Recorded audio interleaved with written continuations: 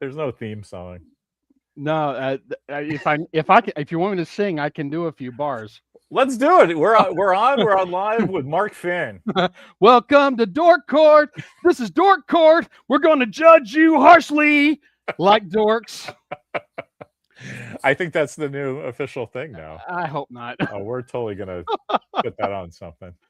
Anyway, Mark, I'm so happy to officially speak with you. Yes, it There's is. just something about hearing somebody's voice that look, there's Chris Seguisig, which is, I understand now after knowing him for 10 years, that's the correct way to pronounce his name.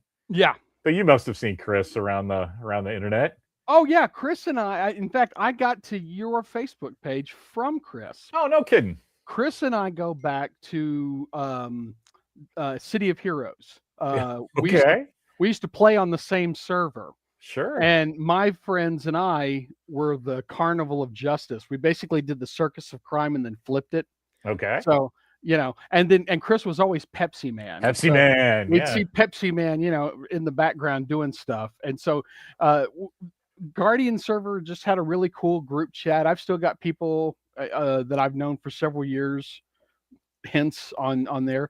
And so Chris and I just kind of follow each other because I recognized in him probably the other largest Raiders of the Lost Ark fan ever. And so I was like, oh, we should at least exchange information in case something comes up. I love the adult man thing in America that we have to bond over our mutual love for Chris. Well, I'm sure that our conversation will reveal my love for you, but that's very fitting because Chris is one of those guys that takes everything to 11. So I really respond to folks like that like, yeah, man, you're just living that joy. So I have the same experience with him. He kept coming up in my reference thing in Facebook. You might know Chris Seguisig. And I'm like, well, he's from San Francisco. He seems like the guy I should know. Right. Because we had tons of people in common. So I just friended him one day and we just started talking like we'd known each other forever. Yeah. And the first thing I said was something about, Indiana Jones fedora. And it's like, oh, we're all putting on our fedoras now and talking about this.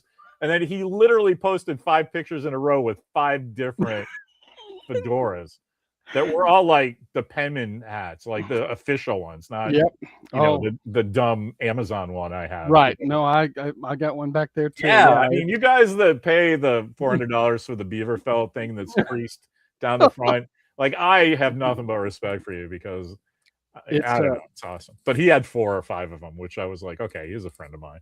And as I've gotten older, you find people in your walks of life who you're friends with because of certain things. You work together and found common ground, or he's your gym rat, or we went to high school together, whatever. But as you're as an adult, you find people in the world, and what I've been really fortunate to find some people that our brains mesh, and as soon as I started reading some of your stuff on Facebook, I was like, oh, okay. And so I made this, my friend Weldon, the guy I work at Heritage with, we've known each other forever, but we refer to ourselves as the Earth 1 and Earth 2 version of each other. Oh, that's great. We grew up in the same way, but just separated by, vibrations. That was it. Isn't that neat about that that guy in real life? I mean, I've had that experience, but it's with folks on the internet. It's like, and it's always in some other country. It's like, how in God's name did the two of us like start bonding about Joanna Lumley in Sapphire and Steel? Wow. You know what I mean? Yeah. I'm actually thinking of a guy that we had like this midnight conversation. Actually, that's how I got to be pals with Randall, the younger guy that we do our, hey, Randall needs to watch this particular flick. Yeah. I just was up in the middle of the night, and so is he, because he's in Florida. So, I mean, it was like 3 a.m. his time, and he was just like, dear God. Hey, he was putting a video up and was like, hey, internet, if for anybody who's out there listening, I just had this big bummer of a distribution thing. It was just like so inside baseball. Yeah. And he just wanted to it was like CB radio, you know? Yes. We were like we were driving in a highway together and like, hey, long distance call from Florida. Diamond really sucks. And I was like, hey, I know what this guest is talking about. And I just started like talking to him. And I think I was really the only one paying attention in the middle of the night. I love it. And we got to be pals. So you Every never know. No, and everybody's got a good diamond story. At least if Good diamond story. you haven't published comics unless you've got a diamond story. I mean, I think it's kind of like a rite of passage, you know.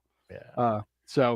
But yeah, I actually only spent about a year in the Bay Area. I didn't get to San Francisco as much as I would have liked, but I one day Janice and I are talking about like doing a California, like a Pacific Northwest trip, and I said, listen, when we hit California, I'm spending 2 days in San Francisco. One day will be whatever you want to do, but the other day is going to be me meeting up with Chris and Larry, and we're going to get a sandwich, and we're going to talk about nerd stuff. Chris and I guarantee you, we will dress up in Star Trek uniforms and take you around. Outstanding, yes.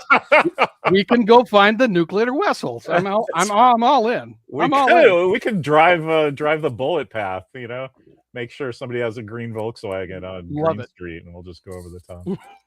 Anyway, let's tell the kids like your area of expertise. How would you describe it? Because you're one of those guys that I just think you're running the North Texas apocalypse bunker, and just you have games, you have Conan, of course. That's what I went deep on your area of expertise. Like you were so nice to send me your book, Blood and Thunder. Yep. Is that what it's called? Thunder. And boy, I really enjoyed that. Thank you. I don't want to call out Sparky, but boy, that was really funny yesterday. Or he's like, hey, it's incumbent upon you to say like Robert E. Howard's a dick. And I'm like, well, no, it's not. And plus we have a guy who's going to set you straight tomorrow. So that was super fun because I didn't realize how controversial that was. So after having read your book, I kind of like did not a deep dive yesterday, no rabbit hole. Right. But I wanted, like, Sparky's kind of not like that. So I wanted to, like, where's that coming from? Yeah. And so I think that's really interesting that you've I didn't realize that REH needed his biography rehabilitated, but you and your buddies have done it, I think, because I did not know about that L. Sprague de Camp stuff at all. And I used to read the paperbacks religiously in this stuff. Yeah. As a kid, you know, we grew up around the same time. And so, you know, I found Conan at the age of 12. Which is the perfect time to start reading Robert E. Howard and Burroughs, you know, too. Mm-hmm. And I noticed early on, you know, because I got that stuff and it hit me like a thunderbolt. You know, it just, you know, when you get that guy, if it's an artist or a writer, that person that just, it feels like they play a chord in your soul, you know. Yeah. And that was Howard's prose for me. I was like, this is what I want to do. And so I started reading. There was a little biography at the front of the book, an introduction that de Camp wrote, and he said, unfortunately, Howard was maladjusted to the point of psychosis. And I'm, what? In the paperback? Yeah. That's bold. I mean, it is the quintessential damning with faint praise, and even in the fan communities pushed back on it, even back then. And as far in the 70s, when all the Robert E. Howard stuff came back out again, there was a ton of people looking at stuff, not just de Camp's things. And de Camp had done some cursory research, but what he really came to the conclusion is that, well, clearly Howard was crazy because he killed himself at the age of 30. I should go look for the reasons why he was crazy. Right. And you know, if you go looking for trouble, you're usually going to find it. And so all of his stuff is sort of based off of that amateur psychoanalysis nonsense, that Freudian language. And that comes from the science fiction community because they were all engineers and physicists and stuff. And they all spoke gently but chidingly to one another. And that's de Camp's tone in a nutshell. And so he just doubled down over the years and wrote not one but two biographies that essentially bolstered his assertions. And so what I was finding in the 90s, every time I'd pick up a book or something like Lee Server's The Encyclopedia of Pulp Fiction, I'd open it up and look at the Robert E. Howard section, and it would say the exact same or nearly the same verbiage that DeCamp used. And it Hmm. occurred to me that there wasn't any other thing out there to suggest maybe he wasn't crazy, maybe he was depressed, or you Right. know, Or any of the other million reasons, right? sure. I just found that really interesting. So because I had a similar thing, uh, where I reached um, Burroughs is John Carter. I didn't really go for the other stuff, but John Carter, I read all 12 of those. Yeah. Like, remember when binging was like just reading 12 novels in a summer? Yes. And that just my son is doing that with the Parker novels now. And Ah, and he's just his buddies at school are like, "Why are you doing that?" And he's like, "Why are you in college? I mean, this is what we're just reading all the time." And so now I'm just reading for fun for an hour. Like, dude. and Yeah. but anyway, that's the thing the kids don't get anymore. But yeah, No. so I did that in Conan like the same year. Oh, I yeah. guess I was a little later. I think I was about 14, Okay. but I was just I responded to all of that. Like you said, there's just something about being a teenage boy. And I really think that having been raised for 6 years outside of Dallas in Richardson, Texas, really there's something about Texas where you really get Conan for some reason. Yeah. And I Yeah. wasn't a cowboy or anything. My dad was Mm-mm. like a salesman. It's not we were like middle class suburbia, but there's just something about Texas that make you look at the wide open spaces. Like in the 70s, we'd drive to Mesquite for the rodeo. And Oh it God. took a while to get there, Yeah. and there's just something you can picture. Well, the wolves are chasing me, or Right. I broke Oh my yeah. sword, so good thing there was another one I found.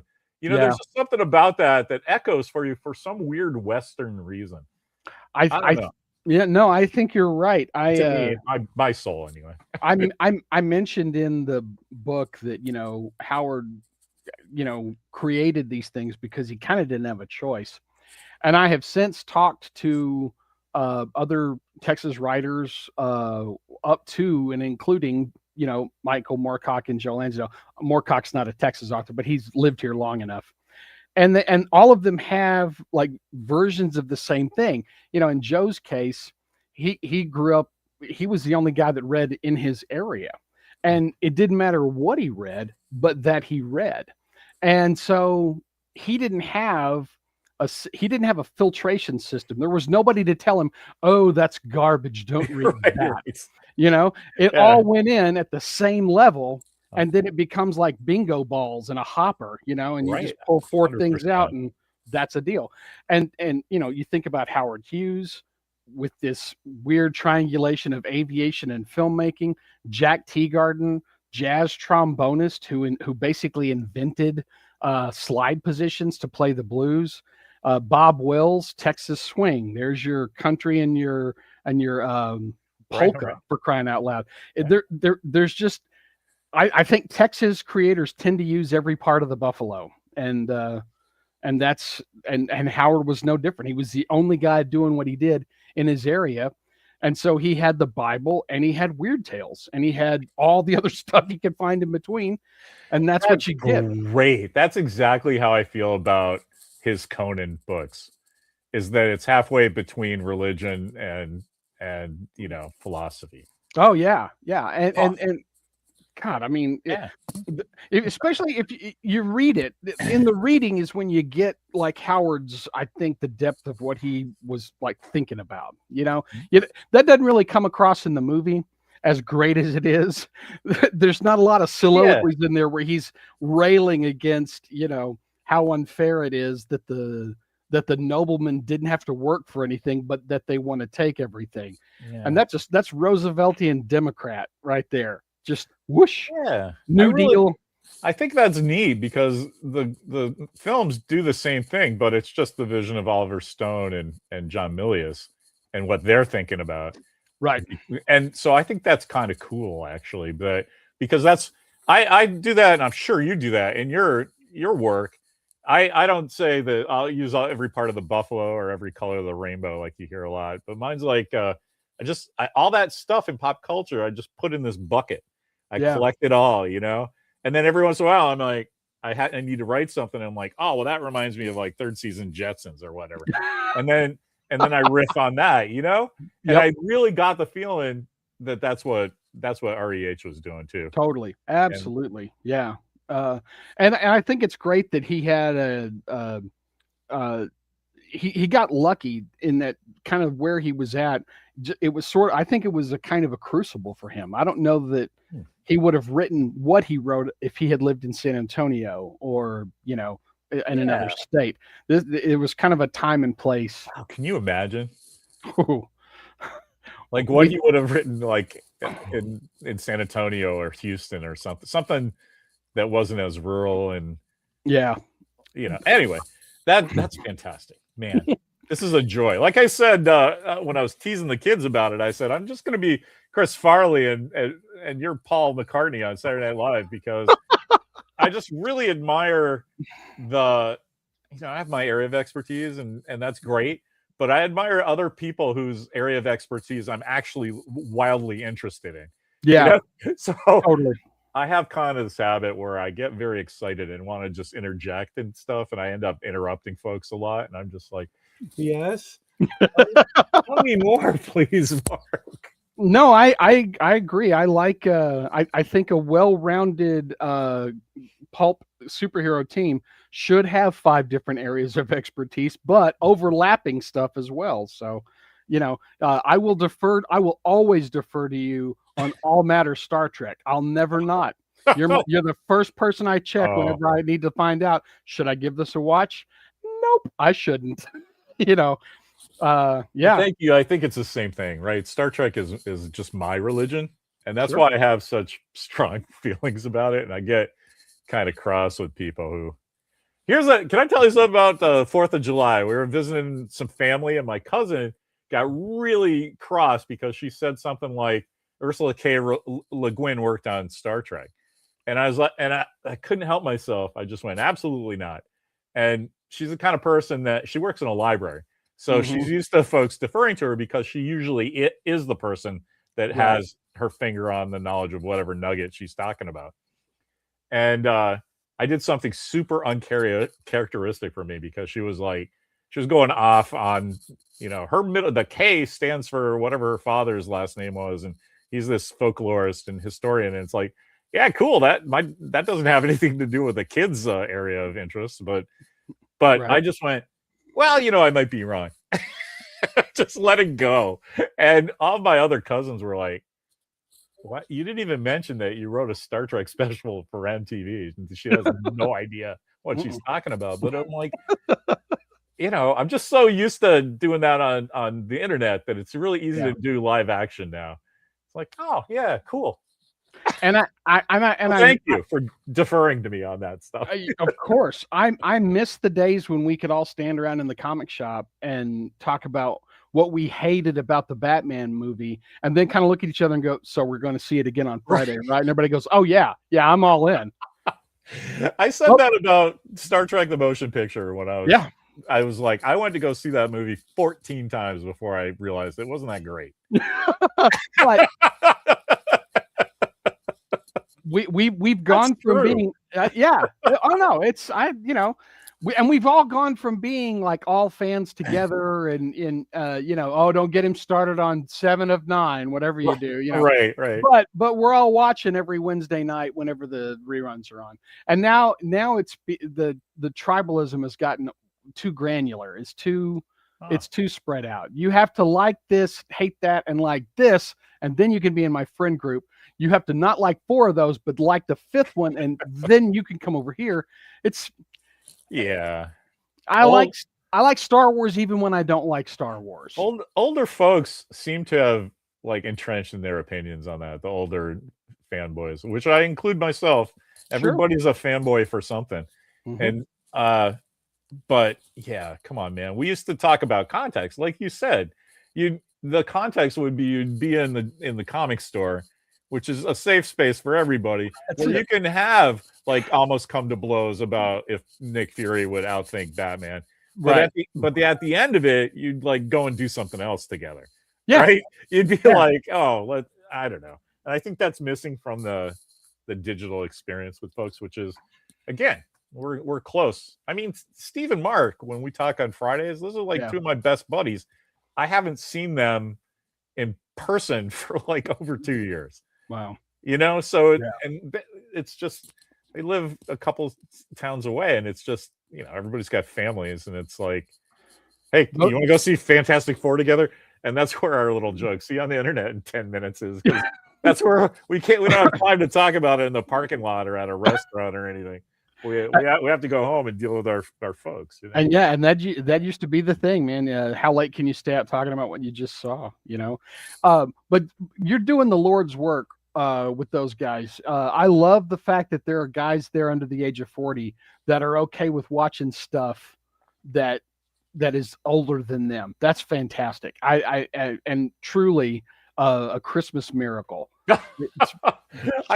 It started off being just me being an old cranky man, but then it was like, really, I can't have any more conversations with you until you see Heat and realize that's a remake of a shitty movie.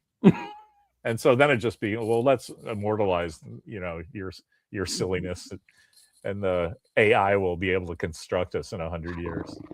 Yeah, because we've given it all information about ourselves.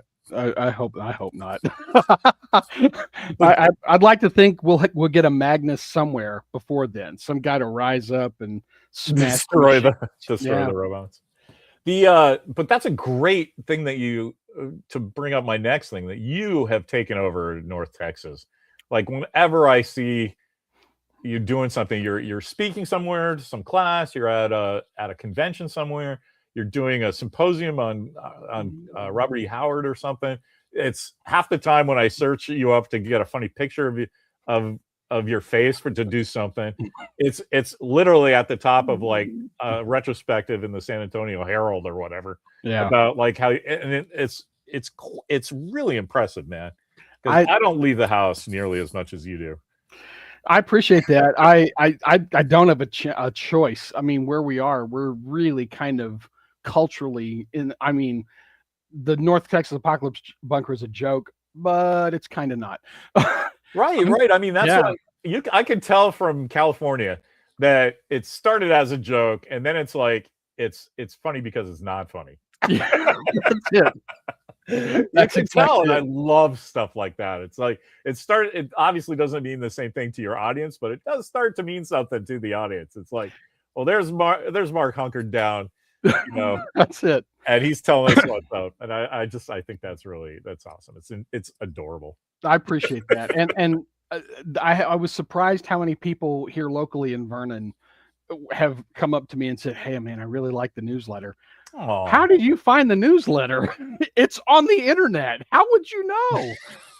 But they do. They pick it up, and I'm sure the answer is different for everybody, right? It's like they'll be looking for something, and you mentioned the best hardware store, or something, and you come up and like, oh, that's my buddy Mark. And then all of a sudden you're like reading about, the thing I think about your newsletter that's so amazing is how brave you are. The whole like bit, I kind of felt like I went through something with you. Yeah. Reading your earlier stuff. Yeah. And yeah, man, I think that's awesome. That was necessary. And I look back on it now, and it's still hard to kind of read that stuff because of how raw it is. Yeah, and it's absolutely, I think it's probably some of the best writing I ever did, but I did that because I didn't have a choice. It was either write about that or go nuts. And but being able to pivot and make something better out of that, I think has been the thing I found so admirable about that is, most writers have, when they're writing alone, which is, all writers, you capture like who you think your audience is going to be. And it usually works best when you're writing to one person, Yeah. And I always write to Mimi. And and because she's my regular audience, I know I have the lunatics covered, and the people who don't care aren't going to care. So the rest of the people I have to worry about is the normal person.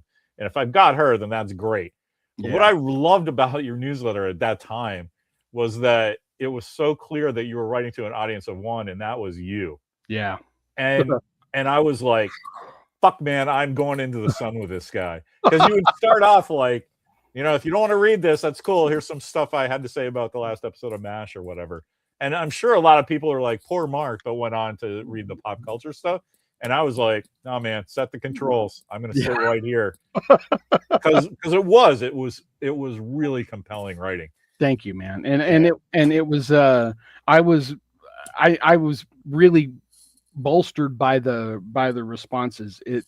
The worst of it was, all of this happening in the midst of everybody being shut down, and so I couldn't have been more stranded. But I even when I felt alone, I never felt like I was completely alone. I'd look around the house and go, this sucks. And then I'd sit down and I'd write something, then I'd post it, and then I'd get on Facebook and see other people doing stuff. And, that kind of helped me out, that, okay, I'm going to be okay, so yeah. I appreciate that very much. I'm really, I in my mid 50s now, trending towards the other direction. I find myself looking back on a career largely. It looks a lot more ADD than I think I intended it to, but I could never really decide where I wanted to tell a story or how I wanted to do it. I just knew I wanted to talk to people about things. Yeah. And so that's where it's comics, role-playing games, radio plays, the newsletter, just anything I could do. Storytelling though, man. That's why everybody loves you. That's why I love you, because you are a pure storyteller. Like, okay, am I telling a story to my newsletter? Am I telling a more traditional novel, short story thing? Comics, games, it's all telling stories, man. And you do it great. Thank you so much. I really appreciate this. This is nice. Let's talk about you. I love that you turned me on to Letterkenny. That's the last thing I said to my wife. She's like, yeah, you ready? I'm like, oh yeah, this is gonna be a good one. I'm really looking forward to it. She goes, what are you gonna say? And I'm like, just off the top of my head, I was like, well, here's why I have all those Puppers bottles down in my office. And she's like, oh, don't talk about Letterkenny. You want to talk about Conan. You don't have anything from Letterkenny. And I was just wearing regular clothes. I'm like, I could go up and get my Modians 3 t-shirt. She's like, I got the hockey jersey. Again, if you'd have let me know, I could have matched the dress code. I'm ready. I'm in. Anyway, so yeah, storytelling. Yeah. No, don't talk about me. Oh my God. We don't even. So you mentioned that you loved the band story about Cross Plains High School winning state champions. Oh my God. Yeah. Tell us about that. Because that's what a vindication of your worldview that is, right? It really is. They were at the Howard Days last June, and it's where I got to meet the band director. They were raising money for this program because evidently now, again, this is stuff I didn't realize. A band program, a marching band program, is put together from different things, and there's apparently people who will design custom programs for you. Everything's a gig economy. Yeah, why not? I guess, right? This guy apparently is very good, and he only does a few of them every year. Huh. And so they told him they wanted him to do it, and he said, that's great. I love this idea. I'm in. And so they raised money to basically pay for that that suite of music, which includes the opening theme from, the movie. I mean, they start out with the Riddle of Steel, for crying out loud. Yeah. And they end with Iron Man. And I mean, I don't even have, I couldn't get over it. I could not tell everybody about Howard Days, first of all, because that's like an amazing thing that happens anyway. I'm not sure people know about it really. Yeah. So, I mentioned that Robert E. Howard lived in Cross Plains, Texas, which is kind of real close to the center of Texas. Back in 1990, a nonprofit group bought the Robert E. Howard house and decided that they were going to fix it up and turn it into a museum. And it started it started really a few years before that. A group of guys from all over the world, including Australia and France, descended on Cross Plains out of the blue. They just decided that they were all going to come to Cross Plains for, on the anniversary of his death, and This they is were going to, great. yeah, I mean, out of nowhere. Nancy Collins, Nancy, the writer that did Sonya Blue, and she did some Red Sonja stories. Yes. She was one of the people involved in this. No And kidding. yeah, they came from all over the place, and I think they met at the airport. Some of them drove. It was just goofy. Oh, that's awesome, though. And they went to the library. There was a lady working in the library named Joan McGowan, and Joan got it right away what they were trying to do, and she took them around and showed them stuff. And she said, next year we can have, and they went, next year. She said, yeah, you're coming back next year, right? And that kind of got the ball rolling. That's awesome. She was like, it's Lebowski Fest for Conan fans. That's exactly what it is. And so how typical that the librarian got that instantly. I mean, yeah, and so for the longest time, the library was kind of like the other central place, and so over the years, the house has gotten a lot of help and a lot of love and care. Right now, they're currently doing a very large fundraiser because they're going to have to they're going to have to completely redo the foundation of the house. The house itself is over 100 years old. I was going to say it was from the 20s, right? That's right. It was built in the 19 teens.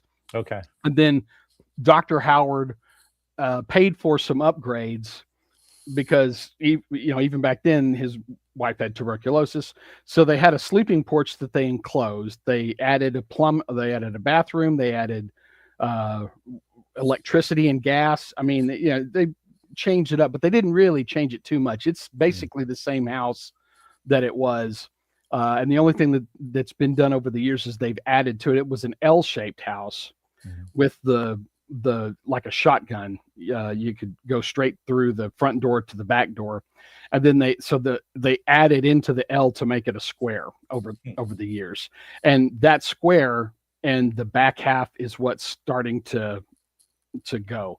Gotcha. And the only thing that's kind of saved it is that they only really have a lot of foot traffic once or twice a year. So it's a big deal. Being on the National Registry of Historic Places, they have to be real careful about how they sure, absolutely. And but yeah, Howard Days, and so every year people come, and it's a pilgrimage. I say that unironically because you gotta want to get there. It's not on the way to anything. You have to turn off of on the way to someplace to go to the Cross Plains. And so that's what's cool about it. The house has become kind of a literary shrine. Larry, you can stand in the door. You can sit at the desk where Robert E. Howard typed his stories, and however you feel about afterlives and ghosts and stuff, everybody sits there and gets tingly. Sure. Yeah, man. You can't not, it's really, really fun. And so that's the other nice thing. People that come, there's regulars. I go every year. And a lot of other like big names in Howard studies, or as Alan Moore once referred to them, the world's tallest midgets. Yeah. Something to be proud of. I'm the guy everybody knows for Robert E. Howard. Well, they all show up, and we trade books and swap stories and read poetry on the porch at dusk. Man. And yeah, it's very cool. It's become kind of one of the two things. I think of it as a family reunion because that's the vibe. Yeah, that's cool. It's a fan gathering. It's not really, too structured. And so, but in the purest sense too, like you said, you have to want to go there to do that. So of course, that's pretty self-selecting on keeping the shenanigans down, right? Absolutely, yeah. Totally. And everybody comes in pretty respectful. I mean, you drive into Cross Plains, and Cross Plains is literally it's one street of businesses. That's it, man. It's much like the Howard House, right? You go in the front door, you go out the back. It is. It's very. People know they're coming into a part of Texas that most people don't get. Landman is fun, but that's not really Texas. Cross Plains is Texas. And so next year will be the 40th anniversary of Robert E. Howard Days. Wow. And so we're going to be honoring two of the guys who made that trip the first time. Oh my God, that's fantastic. So I'm just saying, if you want kicking around, those guys were in their 20s when they first did that. Yeah, they're about 30s, maybe. That's fantastic.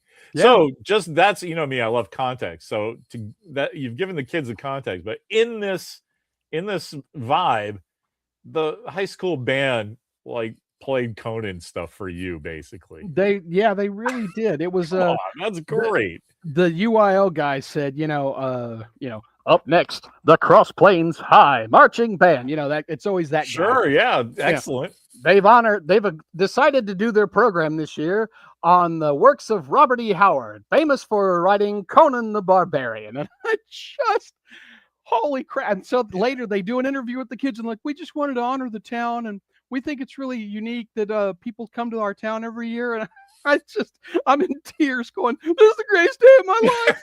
Exactly. Wow. How fun is that? So good, man. When you first told, or I guess I read that you had written that down, and I was telling Mimi about it because I thought it was so great, and she was laughing because she knows that first bit, that Anvil of Crom in the movie, they go dun, dun, dun, dun, dun, dun, dun. She's like, you want to read the interview with the high school timpani player, don't you? Yeah. And I'm like, yes, that's how much I care about this. Yes. And she goes, are we gonna go some year? And I'm like, I don't know. But you just said it's the 40th anniversary next year, and I'm like, I just want to walk around, man. I want to send a couple of my buddies an email about Conan sitting at that in front of his typewriter. Just like, dude, look, I'm writing at the desk too. Jason Momoa did a great job. I don't care. If you show up, I will feat you in fine fashion. I'll walk you around. I'll introduce you. Honestly, I just want to go to your movie theater and like watch an episode of something, and just you and me sit there and just Mystery Science Theater 3000 it the whole time.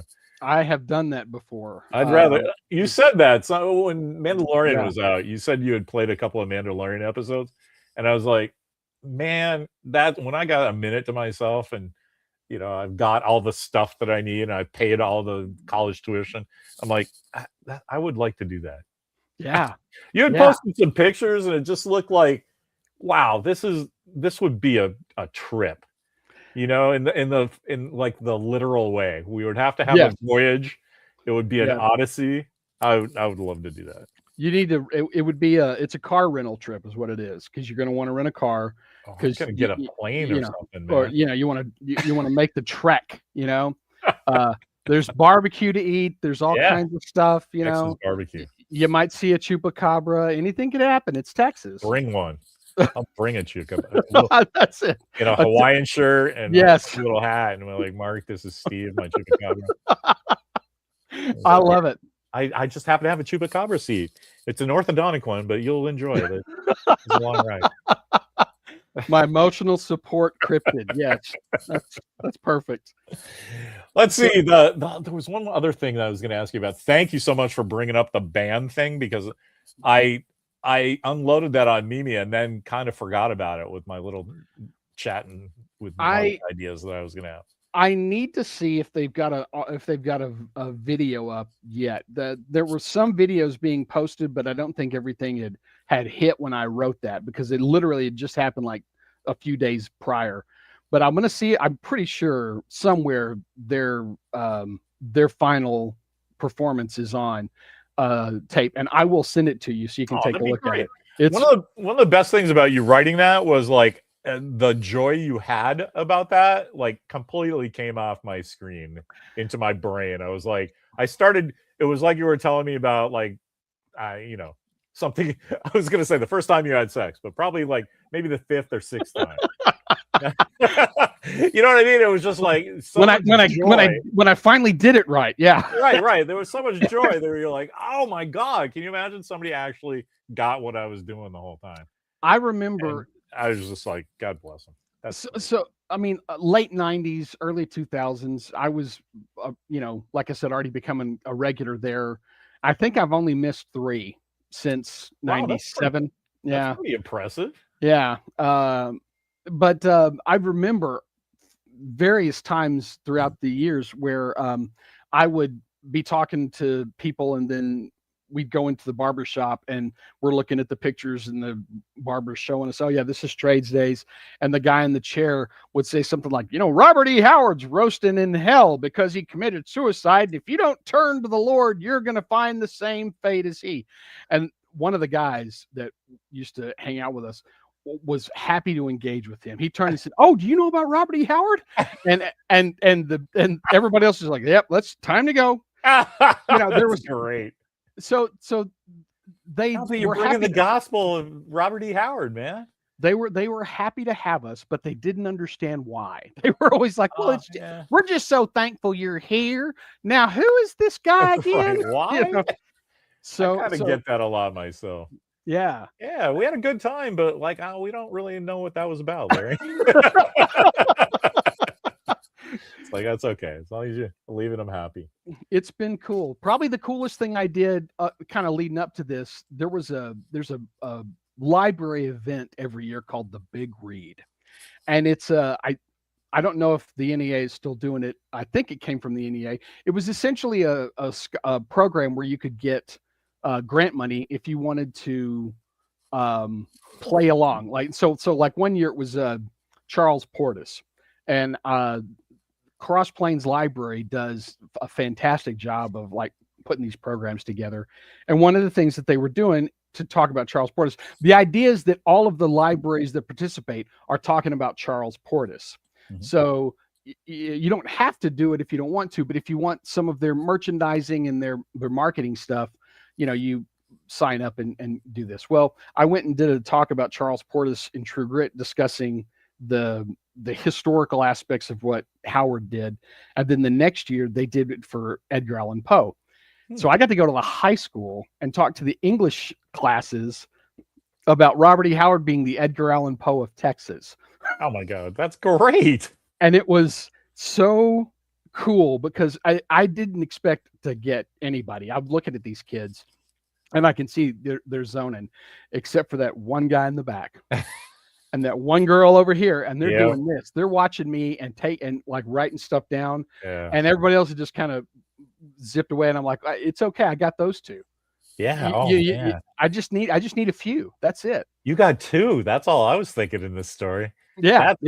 That's amazing. That's huge. And of course, though, you have a million stories personally, like I do, and everybody else, where we were that guy in the class when somebody cool showed up. yes. So speaking of it coming together, right? Isn't that great that you remember being the guy in that class, and now you're the guy talking to that class at the same time? And man, that's the coolest thing ever.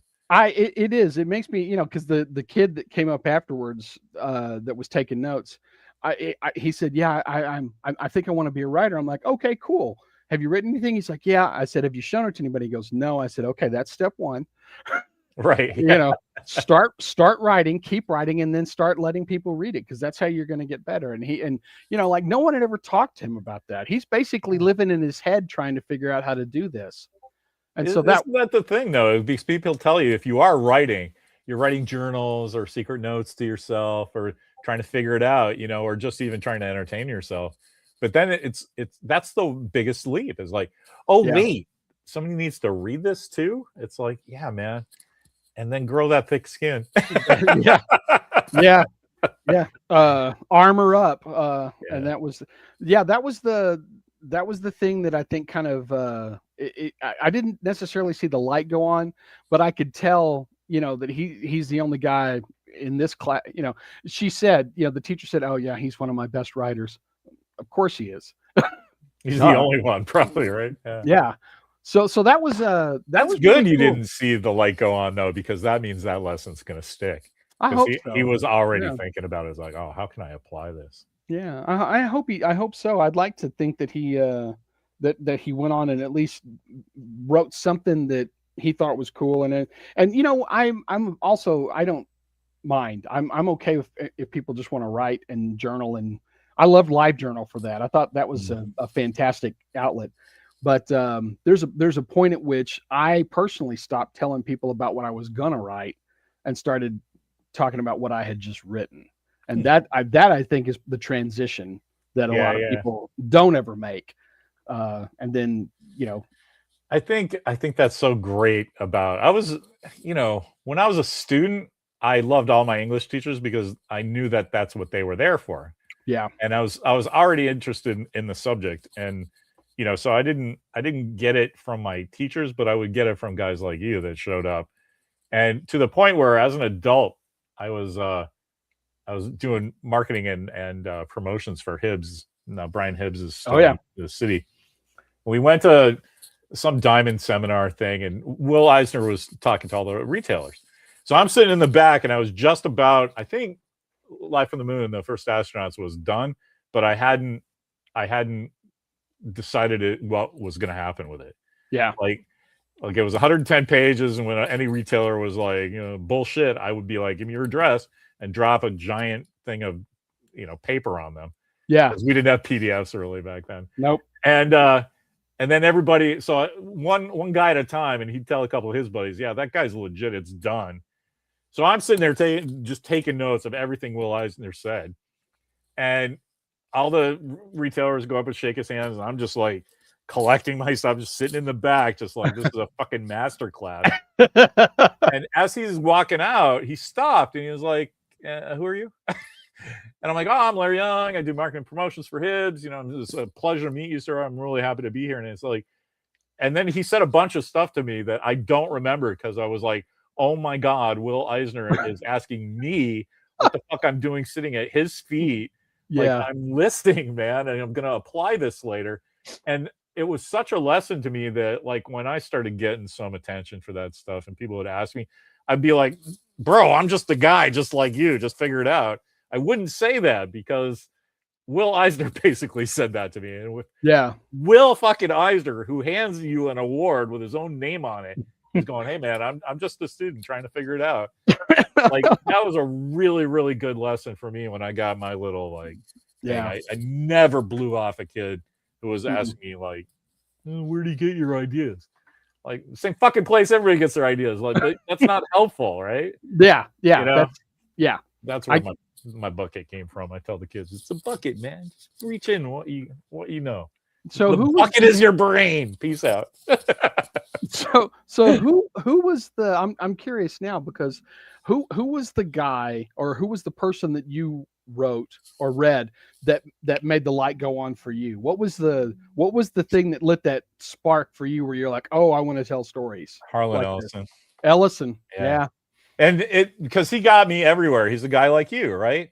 I was reading Glass Tea in the LA Times or whatever, Very and influential. and Yeah. I was reading, I love City on the Edge of Forever in my religion, Star Trek. That's one of the stations of the fucking cross, that It episode. is. Yep. And then I started reading, he was writing stuff in Omni at the time. Mhm. So like it seemed like 3 times a year you get a new Ellison short story, which led me to fucking everything. I think it Yeah. wasn't Lancer, it might have been Ace at the time, Mhm. was kept all his stuff in print, like the weird 1950s, motorcycle punk Oh, stuff yeah. Yeah. and just everything. And I just ate it all up. And because he was so because Glass Tea was so, here's what I fucking think about that fucking episode of Emergency or whatever. But he would spend it the rest of that was the conceit, and then he would spend the rest of the time talking about whatever he wanted to talk about. And I was Yeah. like, well, there's a guy who has his hand on the tiller, right? That boat is going where he wants it to go. And just because we think he's heading into this storm or not handling the waves correctly, well, why don't we just sit back and watch the captain work?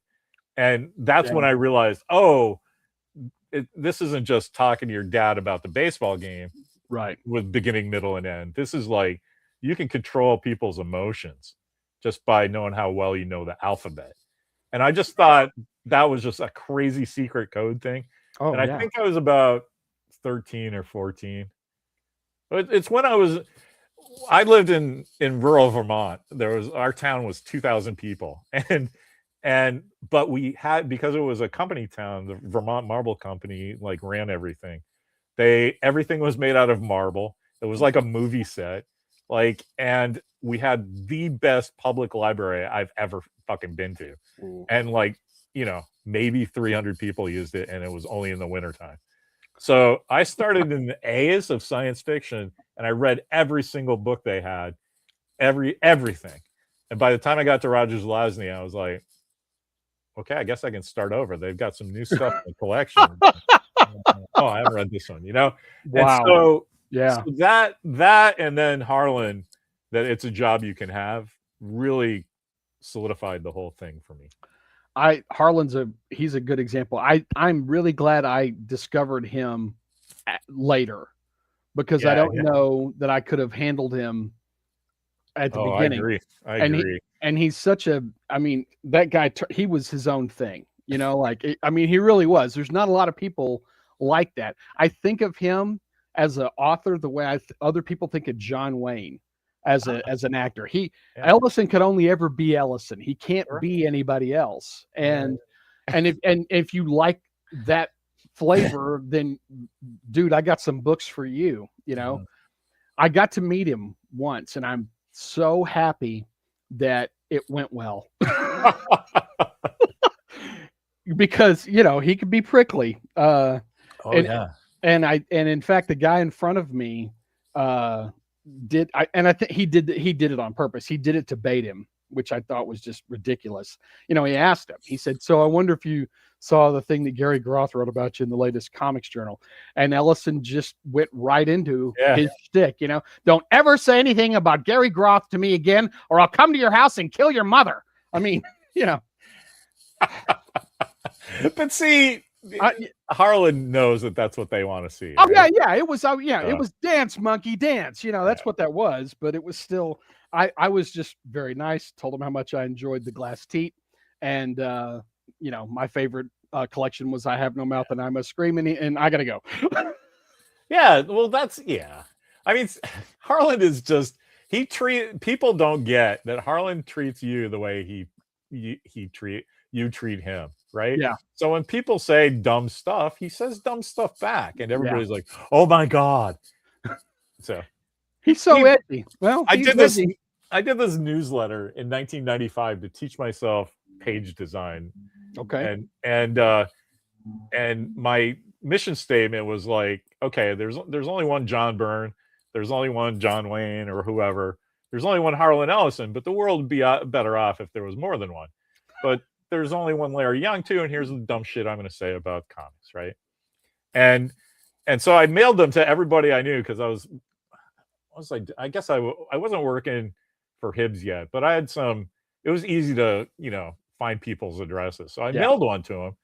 I sent out 150 of them to all the big shots in comics I could find, and like Dave Sim wrote me back, and like it was great. Like people were writing me back going, I basically was doing a website before there was a website, but it was under like the ACA things. It was just me like going to work and using their Xerox machine. You know what I mean? Yes. Harlan called me up. Yeah. And my Mimi answers the phone and goes, "Yeah, Harlan Ellison's on the phone." And I was like, "Yeah, okay." So one of my friends fucking with me. I'm like, "Okay, what is this?" And he's like, "Is this Young?" And I was like, holy shit, he has a very identifiable thing. Yes, he does. I literally sat down on the floor of my living room, and then I kind of like laid down, and I had a 20-minute conversation with my favorite author. Yeah. So right there, I could have died happy. Yep. But can I tell you this quick story? This is a little self-indulgent, but like when we got married, so he would come to San Francisco, and by that time I was working with Hibbs, and Hibbs and him would do a signing or something. We'd take him around. I got to kind of, he knew who I was. Yeah. I wouldn't say we were pals, but we'd had experiences together. And so on our honeymoon, we drove around and we went to Area 51 and fun stuff like that. So we got to Hoover Dam, I think, and like right there, it was Grand Canyon. So we had a chance to either go to LA or go home. And Mimi's like, "What do you want to do?" And I was like, "Well, Harlan said, if you're ever in LA, come on and have some lunch. This would be great. We're on our honeymoon. This is what a perfect excuse. I don't feel like I'm imposing." She goes, let's do it. So I call him from, the payphone in the Grand Canyon at 8:30 at night. Like, hey, Harlan, it's Larry Young. I just got married. You said to come down to LA. And he's like, Larry Young, fuck you. What the fuck are you doing? It's fucking 8:30. I just had open heart surgery. And what the fuck? And he hung up on me. And I'm like, oh my fucking God. I turned white as a sheet. I turned to Mimi and I go, I've pissed Harlan off somehow. Oh my God. I don't know what to do. And I was starting to have a little breakdown, it's this hero of mine who's kind of, as responsible as, my high school English teacher and my dad and my love of Jim Kirk is just as responsible for what I'm trying to do professionally. And this guy's just Larry Young, fuck you to me. Oh my God. She's like, he's an old man. He just had surgery. Probably woke him up. Who cares? I'm like, all right. She's like, don't let this ruin your fucking honeymoon, man. Right. I'm like, all right, well, let's just go to LA anyway and see what happens. So this was 1996, where you remember you had to, you couldn't just, and nobody had cell phones that check their email around. We get to a Universal Studio Walk. There was a big Marriott there or something, and you had to plug in your thing and check the email. And I literally had 25 messages from sci-fi big shots like Joe Straczynski and David Gerrold, all Harlan's buddies going, oh my God, you need to talk to Harlan right away. And this was 3 or 4 days, right? 2 days. Oh my God. So I call him up and I'm like, hey man, I'm really sorry. And he's like, oh, let me interrupt you. And he was like, there was a guy I knew named Larry Young on Starlost. Fuck that guy. He'd been married 7 times. Who cares? He get married again.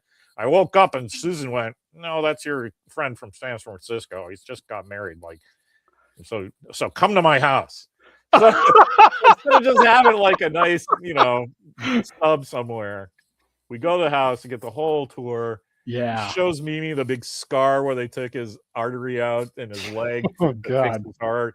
Susan's making us waffles, and they basically treated us like lost relations. Outstanding. And so anytime Harlan Ellison, somebody says Harlan Ellison's a dickhead, and no, he's not. Yeah. And sometimes I tell that story and sometimes I don't. But that's fantastic. He just treats you the way you treated them. And when he makes an error, oh my God, does he make up for it? I talk about him in the present tense because that's how I think about him. Yeah. Anyway, My when we were doing stuff with Clockwork Storybook back at the turn of all of this, we gave at one of the things we gave Ellison our chapbooks that we had worked on, and he had looked through them and had said some nice things while we were standing there, and then he later called my buddy Chris Robertson, and Robertson was like, "You're not gonna believe this. Ellison just called," and I was like, "What?" Yeah. I said, "What did you say to him?" He goes, "I didn't say anything to him. He just talked at me for an hour." Yeah. And that's the best day of your life, man. Yeah. Talking to Harlan, just listening to Harlan. Letting him go. And I said, "Was it any?" He said, "It was all useful. It was all constructive. It was fantastic." He asked me a few questions, I'd answer, and then he'd start talking again. Yeah. I mean, that's a great observation. There was a stunt he did. His pals with Robin Williams, and there's a bookstore in on the Haight called the Booksmith, and they would Harlan would show up and they're like, "What do you want to do?" He goes, "I'll write a short story in the window like a fucking monkey." Right. And they're like, "All right." And so Robin shows up and hands him a index card that says, part of it is that it's not anything he's working on, it's an idea he gets from the crowd. Yeah. But now Robin's in the house, and there's 200 people in this bookstore because they marketed it really well. And it said "The Bite That Bites" on the card. And he's like, "What is this?" Like BYTE. So like, okay, some kind of vampire computer thing. And he just sat down and went, "All right, give me a minute." And then he yells out into the crowd, "Hey, give me somebody yell your name." So of course 200 people yell their names because they know it's going into Harlan Ellison's story. And this guy, Chris Hudak, who I'm friends with on Facebook now because of this, like one day I found my copy of it because that was a thing that when he finished, you could get a copy of it and he'd autograph the folder and they'd send it to you. And so I was like, "Hey, Chris Hudak, man." And he lives in Tokyo now. But on his Facebook, it's like, "I'm the star of Harlan Ellison's short story keyboard. Oh, And fantastic. and so once Robin Williams leaves, like most of the crowd leaves too, because who wants to Sure. watch an old man type? And oh my god, I had him to myself, and I just kind of like stood there and I'd watch him, and he'd be typing, and every once in a while he'd look up and he goes, "I'm just vamping now. I don't know what's going on. You know, somebody's making pancakes." I'm like, cool. And then his typewriter like fascinated me. And so I started telling him about my 1959 Oldsmobile Electric or whatever it was, and with the steel body. And he goes, "Oh no, Selectrics from IBM weren't in 1959. That was at least 62." And he goes, "But that's good. That's good. If you want to be a writer, don't just write typewriter. Write 1959 Selectric. Except do the research, because that the second you said that, I went, oh, that's not right." But at least he's doing detail. Just make sure your details are right. And I went, okay. Yeah. You know what I mean? So Yeah. your friend who had that conversation, like literally everything he says is valuable if you're paying attention. Yeah. But people just hear him, well, he called, Jim Steranko a fuckhead once. I'm like, really? That's your takeaway? All right. Anyway, I'm getting that vibe off of you, man. Like everything you're saying is very valuable. Thank you. My wife would disagree with that. Right. There's an awful lot of fart jokes that go around as well. It's not, I'm sure Mimi again, has her complaints, but she keeps them to herself. That's it. Probably too much belly aching about how modern Star Trek sucks. And seriously, keep the cat food filled up, man. These things don't have thumbs for themselves. No, definitely. That's the kind of stuff I hear. And really, would it kill you to clean the skillet? It's seasoning. No, there's rust under all your seasoning, pal. That was last weekend. Dude, I'm so excited that Walker's reading all of the Parker novels. Holy crap! Yeah, what's excited me is he came to it by accident, because he's a giant Donald Westlake fan just by himself. God. And so when he was like, I need another Westlake novel, and I'm like, hey, remember that Payback movie with Mel Gibson we watched? He's like, yeah. And I'm like, well, that's technically a Parker movie. And he goes, what? And so I explained how, the Westlake was writing under a pseudonym, and like he was very protective of that character. And there's like 5 or 6 or 7 movies where the guy's name is Porter or Johnson or it's a girl, because he would sell you the plot to the book, but unless you wanted it to be Parker, you had to buy 5 of them. Yeah. And like nobody wanted to do that until just recently. So I think we're stuck with Marky Mark as Parker, but I'm good. The stories are so good. Like I'm fine. How proud are you of that kid? I mean, holy crap. I mean, very proud. An 18-year-old that's a Westlake fan, truly, he'll lead us all one day. You know that, right? I hope so. It'll be a benevolent but fair leader right now. Yes, even-handed but fair. I'm okay with that. Did you hear how this happened? Like, first of all, genes are a thing. So he is literally 50% me and 50% Mimi, which is very powerful. Like the two of us together make a normal person. With my vision and her implementation skills, we can get shit done. Yes. But we had a kid who doesn't need help. Like he sees the world that way. And he even says it. Oh, this is half daddy. This is half mommy. I'm doing this. That's why this is going. But it really was the coronavirus that did it, because he was at the perfect age to just hang. So he was in 7th grade when it started. Wow. And so, there's only so much, they tried to do what they did with the Zoom meetings and stuff, but it was falling on the parents. And I'm like, look, I've got you covered for narrative and English and sentence structure, how all that works. I'm not a math guy, and mommy is at work. So like, I'm going to get you to simple addition. Maybe you'll be able to do quick division in your head, but that's it. And we're going to spend the rest of the day talking about stuff I enjoy, which is narrative fiction. Yeah. And so he's like, what? I'm like, we get to watch a movie, but it's not just going to be passive watching. I'm going to tell you how and why all this shit is going on, just because it's going to make the day go for me. And so he would watch, in 8 months, he watched every single Simpsons episode. Oh my God. So now he gets jokes without knowing the references, right? Yeah.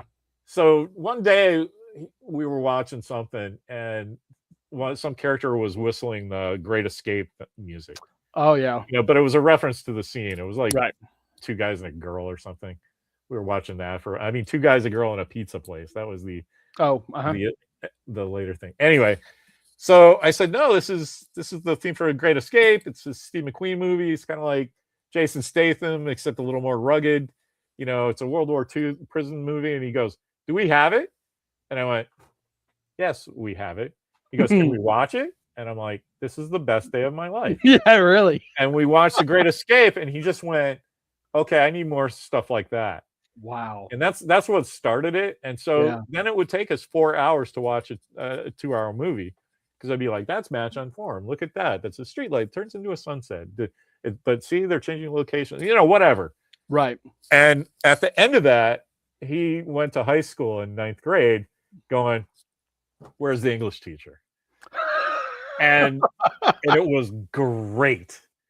So that's where that came from. And now he's in film school. And I just looked to make sure that something wasn't in frame, because I'm doing a really cool thing. I'll just tell you, I'm going to collect all his he's writing screenplays for his classes. So I'm just going to collect them all in a book and give it to him. And I'll probably do that each year. Yeah. Here's Chapman 25, here's Chapman 26. Because I wish somebody had done that for me with all the shit I wrote in college. Yeah. Except I'm glad they didn't, because my stuff was malformed. The stuff he's doing now is already good. Yeah. He's like the last thing he did for his final, they take them through the process. Like, you have to pitch it. And so the professor's kind of like, the studio head. So here's the pitch. Give me the log line. What's the title? What's the breakdown? What's your outline? What's the finished screenplay?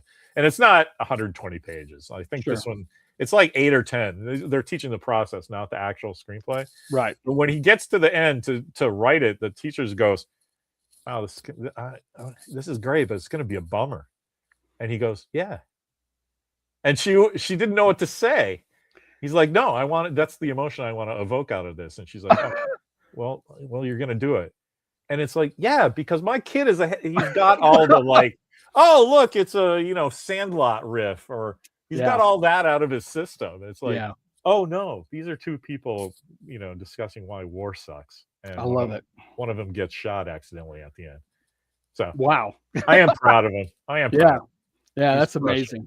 But I'm raising a little Mark Finn, though, because he loves doing comics. He loves doing screenplays. He loves his Xbox. I don't think he's gonna be. I mean, his PS2, or 5 or whatever they're on now. I don't even know. I'm not a video game guy, but he's got this thing, and he's like, "All right, I have to play this entire game." And I was like, "Oh, just not to finish it? Oh no, I have to play the whole thing because I want to see the narrative tracks about what goes where when you do that." And I'm like, "Well, that sounds exhausting." It is. It is. No, I mean, writing a video game, much less playing it. It's like, this is like choose your own adventure for like an entire, system of narrative. Yeah. Like, you have to explore everything.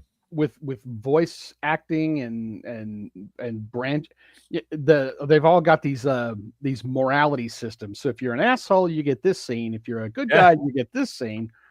And so that's a lot. I've just always been a pinball guy. I want cute girls bringing me beers and playing analog. I'm gonna send you. I got there in my life now is a burger joint that I go to when I moonlight at Heritage Auctions, and they've got first of all, it's a great burger, but also they've got a Mandalorian and Grogu pinball machine. Oh man, I want to play it so bad I can taste it. I mean, it's got the little digital display, but there's all kinds of stuff that you can. I mean, it's got the Razor Crest, and when you hit the ball, that it moves and does something. And I mean, it's like, I want that so bad. We live on the beach, so anything metal rots in our house. There's nothing you can do without climate control. Sure. So that's why I have 6 spacesuits, because I just wanted a pinball machine, man. I wanted an 8-ball deluxe. I just wanted to play that all the time, but it doesn't really work in a house. No, it's a little much. Yeah. I can and see it that. would rot. So now I've made society pay because now I've spent probably 5 times the amount of money I would have on 3 or 4 pinball machines for my 8 space suits. I Anyway, love it. Mark, I don't want to take up your time, but man, Oh, this has been a joy. I really we're gonna do this again. yeah, man. Just say when. I'm Do you down to have clown. anything you want the kids to know about, or people you want to send people to a link that you just let me know, and we'll be like, "Hey, it's Mark Finn talking about today's, country and I western music barbecue sauce." that's it. I don't. Whatever you got going, you I just let me know. I appreciate it very much. This has been great. And here's the deal. We could do this for 2 more hours. I can feel that. So I understand the need to cut this off now because we'll go down our own rabbit holes together. My God, I Yeah. know. I dude, 2 or 3 hours, I'd be like, "Good night, Mark. I really have to go, man. I'll talk to So you do you like tomorrow." Yeah, anybody? just talk me in, man. Anyway. We Oh, will. So yeah, we could talk for 3 hours, but let's make them 3 episodes, and we'll all chat for it, man. Thank you. after the holidays, maybe. And Yeah, tell me what you did. I'll give you the Always rundown, and fun. hopefully I'll have something cool to show you And from Heritage. honestly, if I was gonna probably talk to you offline about that, but like I wouldn't mind speaking to you about Heritage. Okay. My son is going to film school. Yes. So there's some stuff in my house Heritage might like to talk about. We can have that conversation. Absolutely. Like good old Chris. This was fun. It's oh, hey, there you go, buddy. Thanks for listening to us, Chris. Chris is great. He We is. He's one of my favorite people. man, he always will listen to this junk, and that's how much he hates his job. He's like, "What time are you doing it?" Oh, that's perfect. Yeah, I can not talk about work now. Outstanding. Anyway, Outstanding. thanks so much, Mark. My pleasure. Always Honestly, do. and I do feel so warmly about you. I will tell you. See you on the internet in 10 minutes. Yes, indeed. Yeah. Take care, man. All right. Thanks, man.